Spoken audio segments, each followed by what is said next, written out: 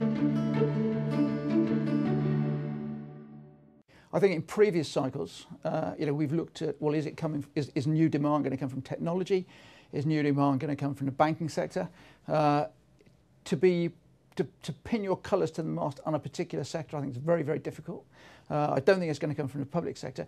I'd answer the question in a slightly different way. I mean, I think across the board, occupiers are going to be well, they've already started actually. So the corporate real estate executives are looking at their businesses, they're looking at their real estate and saying, have they got the right buildings in the right locations to support their business models going forward?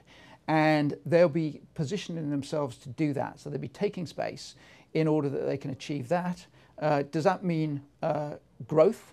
No, it probably doesn't mean growth, but it means churn in the market. The new demand will be demand for new premises in probably new locations.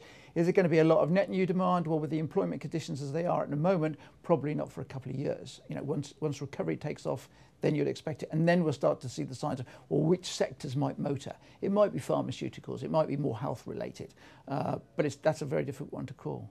The markets where you could see opportunities, I tend to think of those as the cyclical ones, where I suspect if cyclical markets where there's going to be a shortage of supply, I can expect, even if the fundamentals aren't perfect, we might well see a bounce back. And examples of that might be the UK and also might be Russia. So, our forecasts are suggesting some quite strong bounce back growth in both of those markets. And then there are other markets with, if you like, more balanced economies where you've got good demand drivers. And there I would look at the Nordics, again, which on our forecasts of rental growth look quite good, particularly Sweden and Helsinki.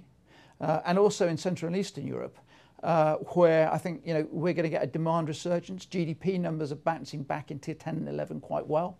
And so I think we'll see it in selected parts of Central and Eastern Europe as well. And I think also investors, because they will be cautious and they remain cautious, will be looking at medium-term demand prospects and places which are mature, liquid, and if you like, have a strong wealth base to it. And I could think of France and Germany and Switzerland, all of which will be in their focus, along with the UK. But I think that's a more cyclical market.